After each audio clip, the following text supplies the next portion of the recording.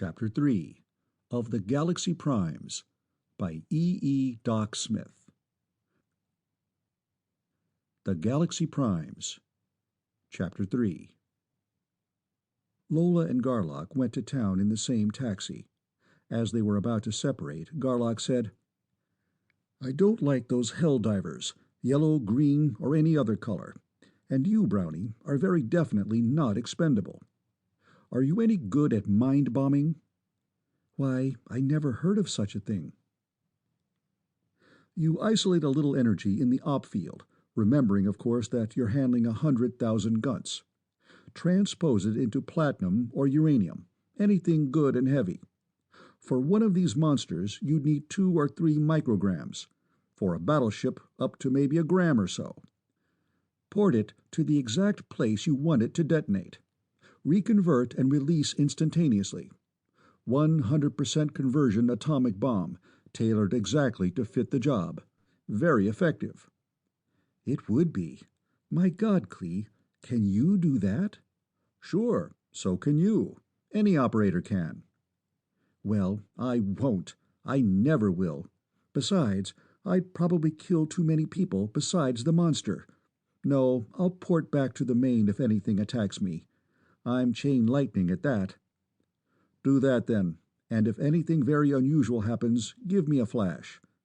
"I'll do that. Bye, Clee." She turned to the left. He walked straight on, toward the business center, to resume his study at the point where he had left off the evening before. For over an hour he wandered aimlessly about the city, receiving, classifying, and filing away information. He saw several duels between Guardians and yellow and green bat monsters, to none of which he paid any more attention than did the people around him. Then a third kind of enemy appeared, 2 of them at once, flying wing and wing, and Garlock stopped and watched. Vivid, clear-cut stripes of red and black, even on the tremendously long, strong wings. Distinctly feline as to heads, teeth, and claws.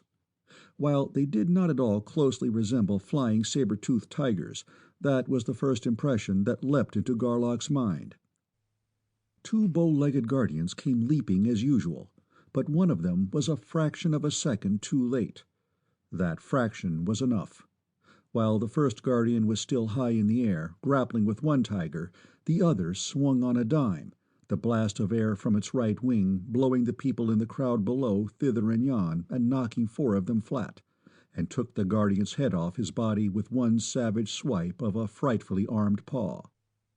Disregarding the carcass, both attackers whirled sharply at the second Guardian, meeting him in such a fashion that he could not come to firm grips with either of them, and that battle was very brief indeed. More and more Guardians were leaping in from all directions, however, and the 2 tigers were forced to the ground and slaughtered. Since 6 Guardians had been killed, 8 Guardians marched up the street dragging grisly loads. 8 bodies, friend and foe alike, were dumped into a manhole. 8 creatures squatted down and cleaned themselves meticulously before resuming their various patrols. 10 or 15 minutes later, Garlock felt Lola's half-excited, half-frightened thought. "Clee, do you read me?" "Loud and clear." "There's something coming that's certainly none of my business, maybe not even yours." "Coming," and with the thought he was there. "Where?" She pointed a thought, he followed it. Far away yet, but coming fast, was an immense flock of flying tigers. Lola licked her lips. "I'm going home, if you don't mind." "Beat it." She disappeared. "Jim," Garlock thought. "Where are you?" "Observatory. Need me?" "Yes. Bombing. 2.4 microgram loads. Focus spot on my right. Teleport in." "Coming in on your right." "And I on your left." Bell's thought drove in as he had never before felt it driven. Being a prime, she did not need a focus spot and appeared the veriest instant later than did James. "Can you bomb?" Garlock snapped. "What do you think?" she snapped back. A moment of flashing thought, and the 3 Tellurians disappeared, materializing 500 feet in air, 200 feet ahead of the van of that horrible flight of monsters drifting before it. Bell got in the first shot. Not only did the victim disappear, a couple of dozen around it were torn to fragments, and the force of the blast staggered all three Tellurians. "Damn it, Bell, cut down or get to hell out," Garlock yelped. "I said 2.4 micrograms, not milligrams. Just kill 'em, don't scatter 'em all over hell's half-acre. Less mess to clean up, and I don't want you to kill people down below. Especially, I don't want you to kill us, not even yourself." "'Scuse, please. I guess I was a bit enthusiastic in my weighing." There began a series of muffled explosions along the front, each followed by the plunge of a tiger-striped body to the ground. Faster and faster the explosions came as the operator and the primes learned the routine and the rhythm of the job. Nor were they alone. The roaring, screaming howl of jets came up from behind them. 4 Arpalones appeared at their left, strung out along the front. Each held an extraordinarily heavy-duty blaster in each of his 4 hands. 16 terrific weapons were hurling death into the flying horde. "Slide over, terrestrials," came a calm thought. "You 3 take their left front, we'll take their right and center." As they obeyed the instructions, "They don't give a damn where the pieces fly," Bell protested. "Why should we be fussy about their street-cleaning department? I'm starting to use 5s. "Okay, we'll have to hit 'em harder anyway to keep up. 5 or maybe 6. Just be damn sure not to knock us or the Arpalones out of the air." Carnage went on. The battlefront, while inside the city limits, was now almost stationary. "Ha! Help! I hear footsteps approaching on jetback," Garlock announced. "Give 'em hell, boys. Shovel on the coal." A flight of fighter planes, 8 abreast and wingtips almost touching, howled close overhead and along the line of invasion. They could not fire, of course, until they reached the city limits. There they opened up as one, and the air below became literally filled with falling monsters. Some had only broken wings. Some were dead, but more or less whole. Many were blown to unrecognizable bits and scraps of flesh. Another flight screamed into place immediately behind the first, then another and another and another, until 6 flights had passed. Then came 4 helicopters, darting and hovering, whose gunners picked off individually whatever survivors had managed to escape all 6 waves of fighters. "That's better," came a thought from the Arpalone nearest Garlock. "Situation under control, thanks to you Tellurians. Supposed to be 2 squads of us gunners, but the other squad was busy on another job. Without you, this could have developed into a fairly nasty little infection. I don't know what you're doing or how you're doing it. We were told that you weren't like any other humans, and how true that is, but I'm in favor of it. I thought there were 4 of you. One of us is not a fighter. Oh, you can knock off now if you like. We'll polish off. Thanks much." "But don't the boys on the ground need some help?" "The Arpales? Those idiots you have been thinking of as guardians? Which they are, of course. Besides, we're air fighters. Groundwork is none of our business. Also, these guns would raise altogether too much hell down there. Bound to hit some humans." "Check. Those Arpales aren't very intelligent. You Arpalones are extremely so. Any connection?" "Way back, they say. Common ancestry, and doing 2 parts of the same job. Killing these Fumaptis and Lemarts and Sencors and what have you. I don't know what humanity's job is, and don't give a damn. Probably fairly important, some way or other, though, since it's our job to see that the silly, gutless things keep on living. We have nothing to do with them, ever. The only reason I'm talking to you is you're not really human at all. You're a fighter, too, and a damn good one." "I know what you mean." And the 3 Tellurians turned their attention downward to the scene on the ground. The heaviest fighting had been over a large park at the city's edge, which was now literally a shambles. Very few people were to be seen, and those few more moving unconcernedly away from the center of violence. All over the park, thousands of Arpales were fighting furiously, and hundreds of them were dying. For hundreds of the Sencors had suffered only wing injuries. The long fall to ground had not harmed them further, and their tremendous fighting ability had been lessened very little, if at all.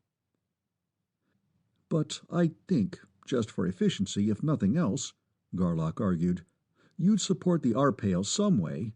Lighter guns or something? Why, thousands of them must have been killed just in this last hour or so. Yeah, but that's their business.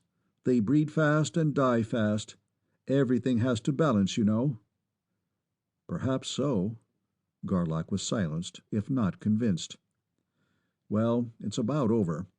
What happens to the bodies they're dumping down manholes? They can't go down a sewer that way. Oh, you didn't know? Food. Food? For what? The Arpales and us, of course. What? You don't mean... You can't mean that they... And by your thought, you Arpalones, too, are cannibals. Cannibals? Explain, please. Oh, eaters of our own species. Of course, certainly. Why not? Why, self-respect, common decency, respect for one's fellow man, family ties. Garlock was floundering. To be called upon to explain his ingrained antipathy to such a custom was new to his experience. You are silly, worse, squeamish, worst, supremely illogical. The Arpalone paused, then went on as though trying to educate a hopelessly illogical inferior. While we do not kill Arpales purposely, except when they overbreed, why waste good meat as fertilizer? If a diet is wholesome, nutritious, well-balanced, and tasty, what shred of difference can it possibly make what its ingredients once were? Well, I'll be damned. Garlock quit. Bell agreed. This whole deal makes me sick at the stomach, and I think my face is turning green, too. But I'm devilishly and gleefully glad, Clee, that I was here to hear somebody give you cards, spaces, and a big casino, and still beat the lights and liver out of you at your own game of cold-blooded logic. We gunners must go now. Would you like to come along with us and see the end of this particular breeding hold of Sencors? At high speed, the seven flew back along the line of advance of the flying tiger horde, across a barren valley, toward and to the side of a mountain. An area almost a mile square of that mountain side was a burned, blasted, churned, pocked, cratered, and flaming waste, and the 4 helicopters were still working on it. High-energy beams blasted, fairly volatilizing the ground as they struck in as deep as they could be driven. High-explosive shells bored deep and detonated, hurling shattered rock and soil and yellow smoke far and wide, establishing new craters by destroying the ones existing a moment before.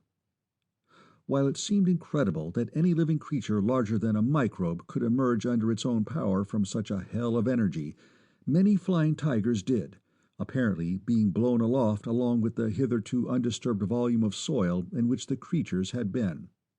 Most of them were not fully grown.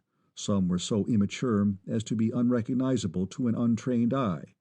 But from all 4 helicopters, handguns snapped and cracked.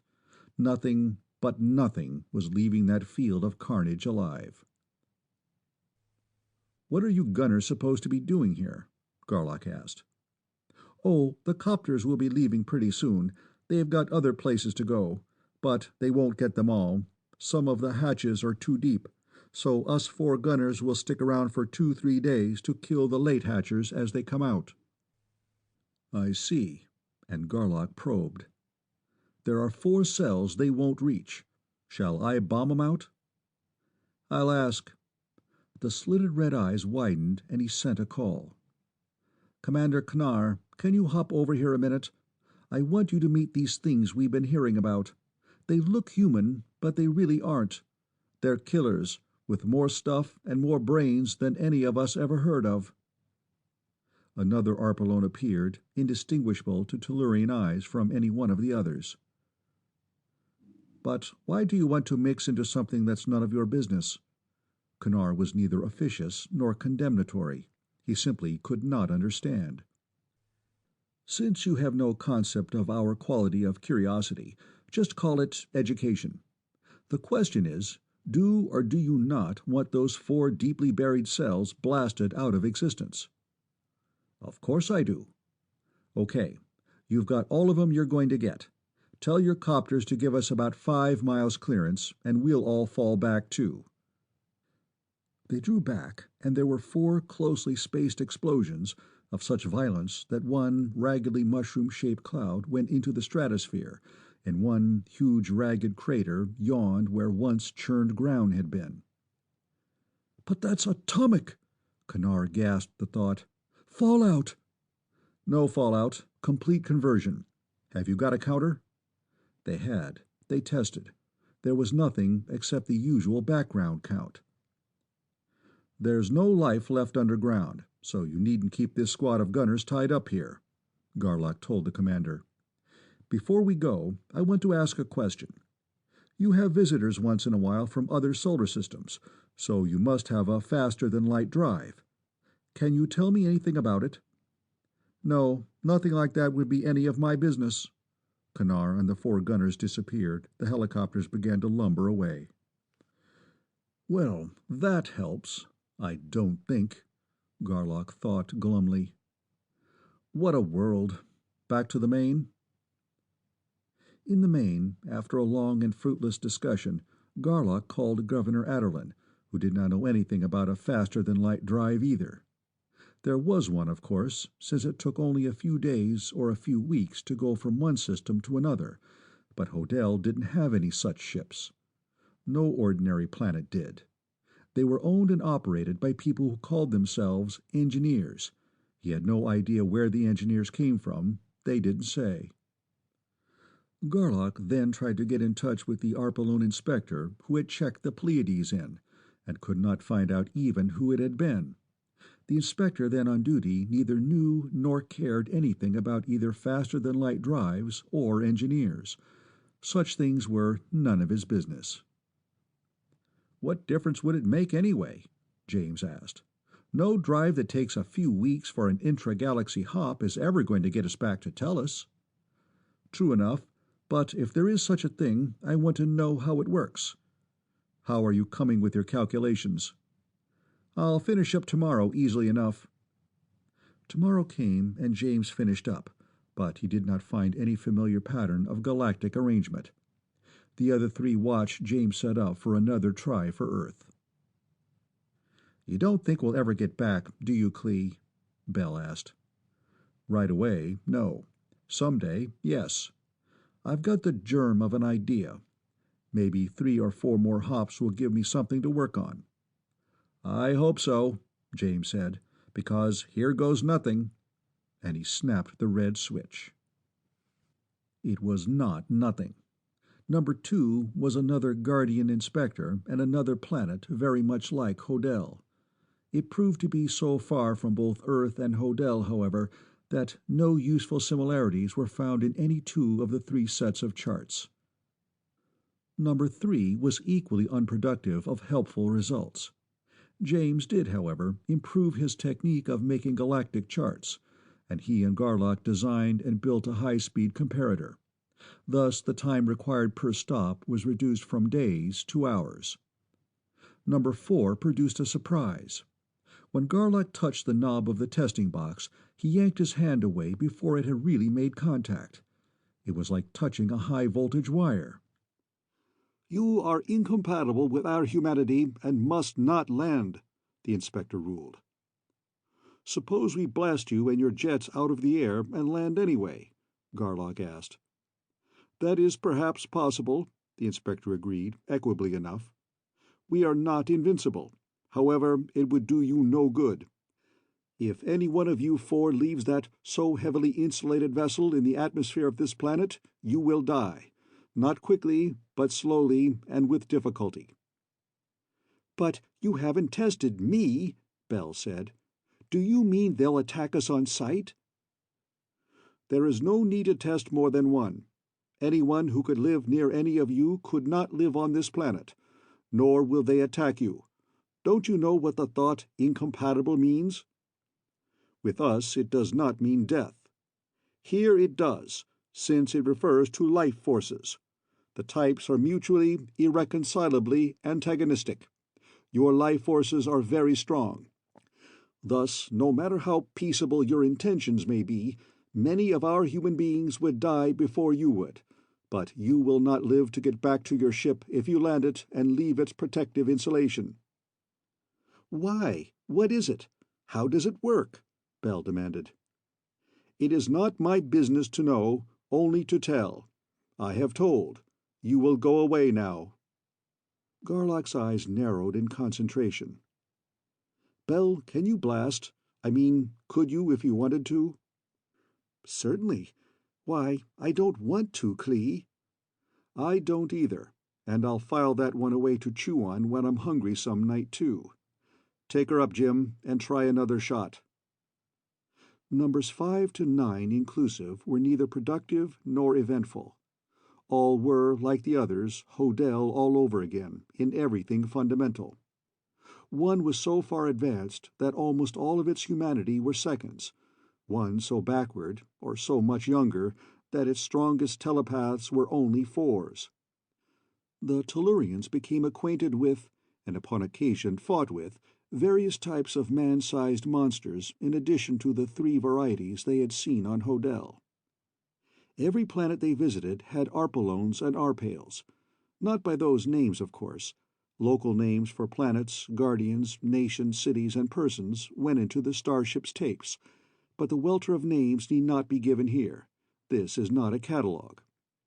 Every planet they visited was peopled by Homo sapiens, capable of interbreeding with the Tellurians and eager to do so, especially with the Tellurian men. Their strict monogamy was really tested more than once, but it held. Each had been visited repeatedly by starships, but all Garlock could find out about them was that they probably came from a world somewhere that was inhabited by compatible human beings of grade 2.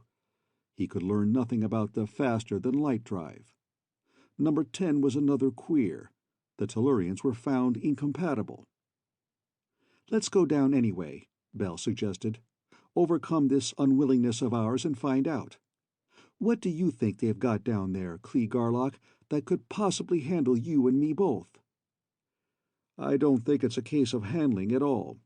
I don't know what it is, but I believe it's fatal. We won't go down." "But it doesn't make sense," Bell protested. "Not yet, no. But it's a datum. Enough data, and we'll be able to formulate a theory." "You and your theories. I wish we could get some facts." "You can call that a fact. But I want you and Jim to do some math. We know that we're making mighty long jumps. Assuming that we're at perfect random, and of approximately the same length, the probability is greater than 1/2 that we're getting farther and farther away from Tellus. Is there a jump number, n, at which the probability is 1/2 that we land nearer Tellus instead of farther away? My jump at conclusions guess is that there isn't. That the first jump set up a bias." "Ouch! That isn't in any of the books," James said. "In other words, do we or do we not attain a maximum?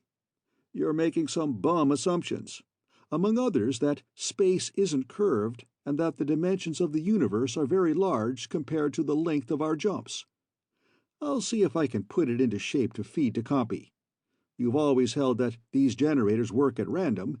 The rest of these assumptions are based on your theory?" "Check. I'm not getting anywhere studying my alleged xenology, so I'm going to work full-time on designing a generator that will steer." "You tried to before. So did everybody else." "I know it, but I've got a lot more data now, and I'm not promising, just trying. Okay? Worth a try?" "Sure. I'm in favor of anything that has any chance at all of working."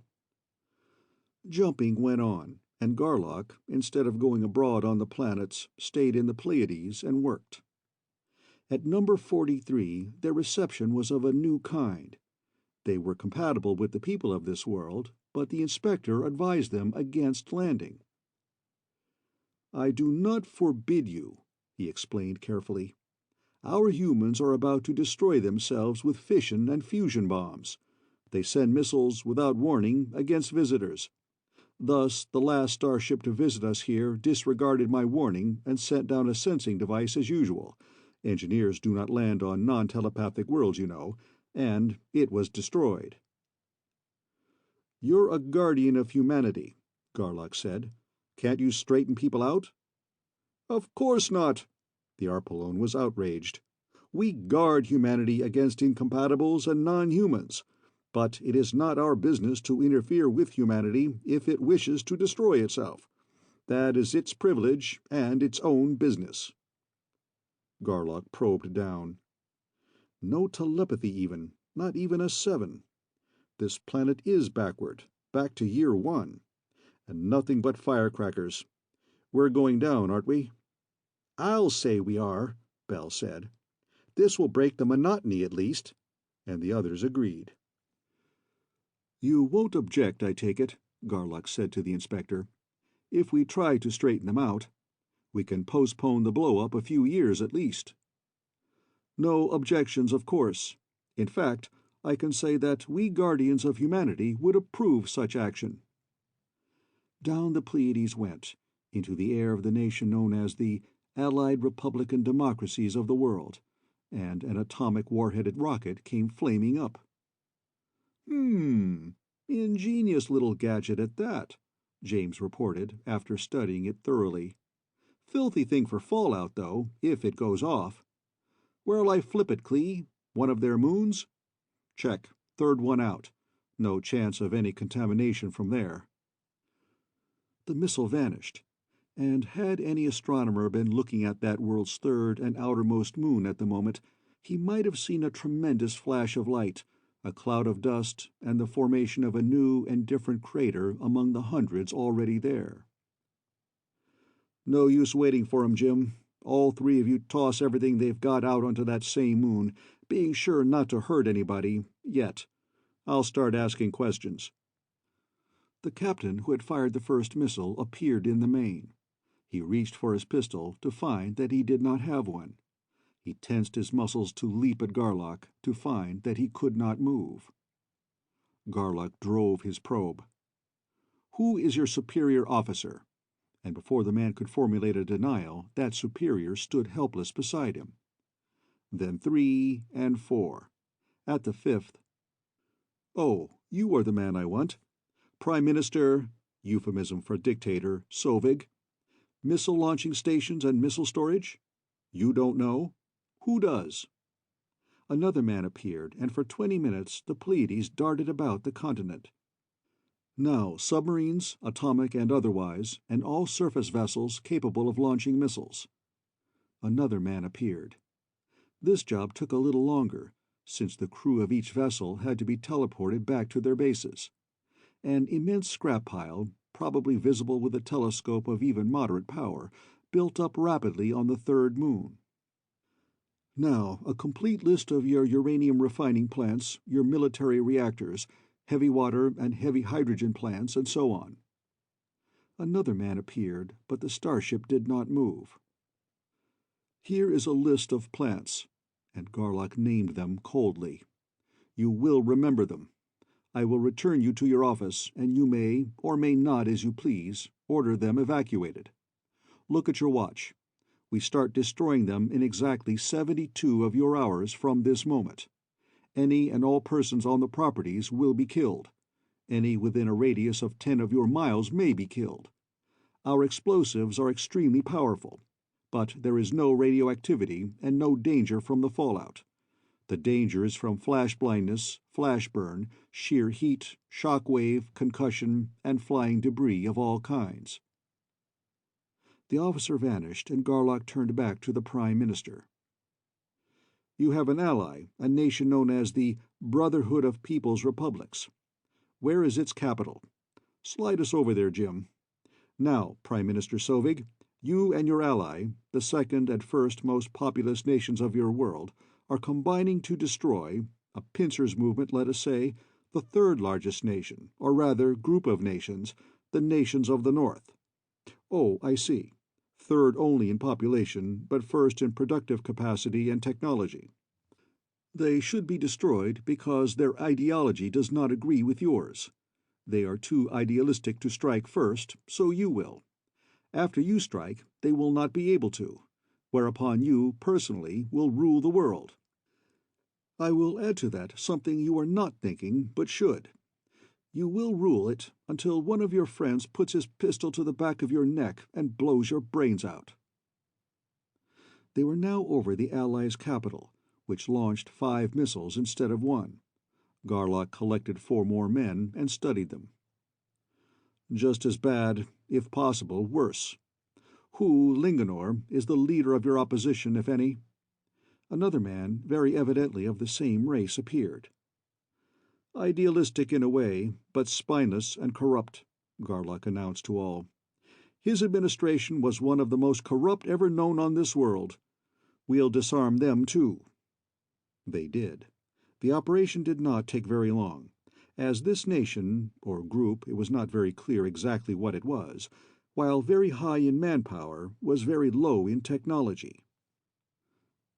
The starship moved to a station high above the Capitol building of the nations of the North, and moved slowly downward until it hung poised 1 scant mile over the building. Missiles, jets, and heavy guns were set and ready, but no attack was made. Therefore, Garlock introduced himself to various personages and invited them aboard instead of snatching them, nor did he immobilize them after they had been teleported aboard. The President, the Chief of Staff, the Chief Justice, the most eminent scientist, the head of a church, the leaders of the legislative body and 4 political bosses, the biggest businessman, biggest labor leader, and biggest gangster. 14 men. As Garlock studied them, his face hardened. I thought to leave your nations armed, to entrust this world's future to you, but no. Only 2 of you are really concerned about the welfare of your peoples, and one of those 2 is very weak. Most of you are of no higher motivation than are the 2 dictators and your gangster Clyden. You are much better than those we have already disarmed, but you are not good enough. Garlock's hard eyes swept over the group for 2 minutes before he went on. I am opening all of your minds, friend and foe alike, to each other, so that you may all see for yourselves what depths of rottenness exist there, and just how unfit your world is to associate with the decent worlds of this or any other galaxy. It would take God himself to do anything with such material, and I am not God. Therefore, when we have rid this world of atomics, we will leave, and you will start all over again. If you really try, you can not only kill all animal life on your planet, but make it absolutely uninhabitable for— Stop it, Klee! Lola jumped up, her eyes flashing. Garlock dropped the tuned group, but Bell took it over. Everyone there understood every thought. Don't you see? You've done enough. That now you're going too far? That these 20-odd men, having had their minds opened and having been given insight into what is possible, will go forward instead of backward? Forward, with such people as the prime ministers, the labor and business leaders, the bosses and the gangsters to cope with? Do you think they've got spines stiff enough for the job? I'm sure of it. Our world did it with no better. Millions and millions of other worlds did it. Why can't this one do it? Of course it can. May I ask a couple of questions? This thought came from the tall, trim, soldierly chief of staff. Of course, General Cordine. We have all been taking it for granted that you 4 belong to some superhuman race, some kind or other of Homo superior. Do I understand correctly your thought that your race is Homo sapiens, the same as ours? Why, of course it is, Lola answered in surprise. The only difference is that we are a few thousand years older than you are. You said also that there were millions and millions of worlds that have solved the problems facing us. Were all these worlds also peopled by Homo sapiens? It seems incredible. True, nevertheless. On any and every world of this type, humanity is identical physically, and the mental differences are due only to their being in different stages of development. In fact, every planet we have visited except this one makes a regular custom of breeding its best blood with the best blood of other solar systems. And as to the millions and millions, I meant only a very large but indefinite number. As far as I know, not even a rough estimate has ever been made, has there, Klee? No, but it will probably turn out to be millions of millions instead of millions and millions, and squared and then cubed at that. My guess is that it'll take another 10,000 years of preliminary surveying, such as we're doing, by all the crews the various Galaxian societies can put out, before even the roughest kind of an estimate can be made as to how many planets are inhabited by mutually fertile human peoples. For a moment the group was stunned. Then, "Do you mean to say," asked the merchant prince, "that you Galaxians are not the only ones who have interstellar travel?" "Far from it. In fact, yours is the only world we have seen that does not have it in one form or another." "Oh, more than one way? That makes it still worse. Would you be willing to sell us plans or lease us ships?" "So that you could exploit other planets? We will not. You would get nowhere, even if you had an interstellar drive right now. You, personally, are a perfect example of what is wrong with this planet. Rapacious, insatiable. You violate every concept of ethics, common decency, and social responsibility. Your world's technology is so far ahead of its sociology that you not only should be, but actually are being held in quarantine." "What?" "Exactly. One race I know of has been inspecting you regularly for several hundreds of your years. They will not make contact with you or allow you to leave your own world until you grow up to something beyond the irresponsible baby stage. Thus, about 2½ of your years ago, a starship of that race sent down a sensing element, unmanned of course, to check your state of development. Brother Sovig volatilized it with an atomic missile." "We did not do it," the dictator declared. "It was the warmongering capitalists." "You brainless, mindless, contemptible idiot," Garlock sneered. "Are even you actually stupid enough to try to lie with your mind? To minds linked to your own and to mine?" "We did do it then, but it was only a flying saucer." "Just as this ship was to you only a flying saucer, I suppose. So here's something else for you to think about, Brother Sovig, with whatever power your alleged brain is able to generate. When you shot down that sensor, the starship did not retaliate, but went on without taking any notice of you. When you tried to shoot us down, we took some slight action, but did not kill anyone and are now discussing the situation. Listen carefully now, and remember, it is very possible that the next craft you attack in such utterly idiotic fashion will, without any more warning than you gave, blow this whole planet into a ball of incandescent gas." "Can that actually be done?" the scientist asked. For the first time, he became really interested in the proceedings. "Very easily, Dr. Cheswick," Garlock replied. "We could do it ourselves with scarcely any effort and at very small cost. You are familiar, I suppose, with the phenomenon of ball lightning?" "Somewhat. Its mechanism has never been elucidated in any very satisfactory mathematics." "Well, we have at our disposal a field some—" "Hold it, Clee," James warned. "Do you want to put out that kind of stuff around here?" What do you think?" James studied Cheswick's mind. "Better than I thought," he decided. "He has made two really worthwhile intuitions, a genius type. He's been working on what amounts almost to the coupler theory for 10 years. He's almost got it. But you know intuitions of that caliber can't be scheduled. He might get it tomorrow, or never. I'd say push him over the hump." "Okay with me. We'll take a vote. One black ball kills it. Brownie? Just the link, of course. A few hints, perhaps, at application, but no technological data." "I say give it to him. He's earned it. Besides, he isn't young and may die before he gets it, and that will lose them 200 or 300 years. "Bell?" "In favor. Shall I drop the linkage?" "No." She answered her own question. "No other minds here will have any idea of what it means, and it may do some of them a bit of good to see one of their own minds firing on more than one barrel." "Thank you, Galaxians." The scientist's mind had been quivering with eagerness. "I am inexpressibly glad that you have found me worthy of so much help." Garlock entered Cheswick's mind. First he impressed, indelibly, 6 symbols and their meanings. Second, a long and intricate equation, which the scientist studied avidly.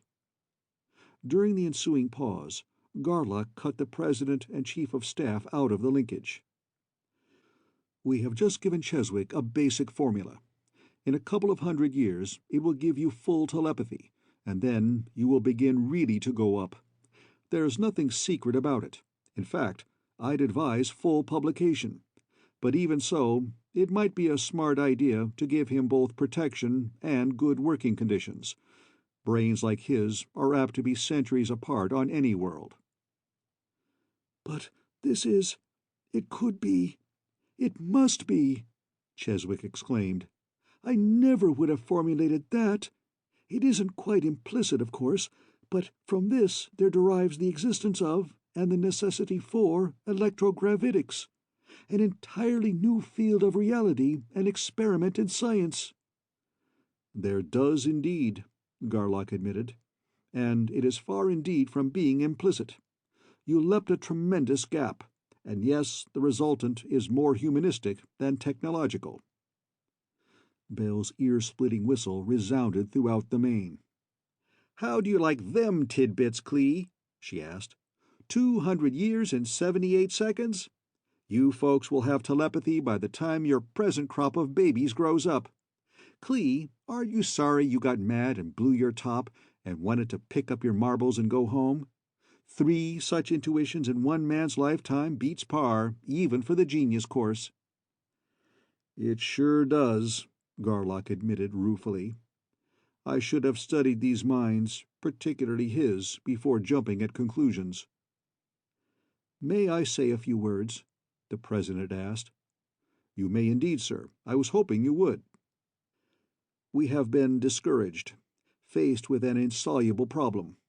Sovig and Linganor, knowing that their own lives were forfeit anyway, were perfectly willing to destroy all the life on this world to make us yield.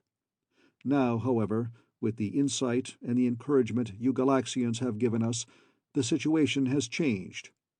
Reduced to ordinary high explosives, they cannot conquer us. Especially without an air force, Lola put in. I personally will see to it that every bomber and fighter plane they now have goes to the third moon.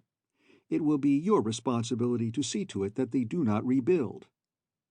Thank you, Miss Montandon. We will see to it. As for our internal difficulties, I think, under certain conditions, they can be handled. Our lawless element, he glanced at the gangster, can be made impotent. The corrupt practices of both capital and labor can be stopped.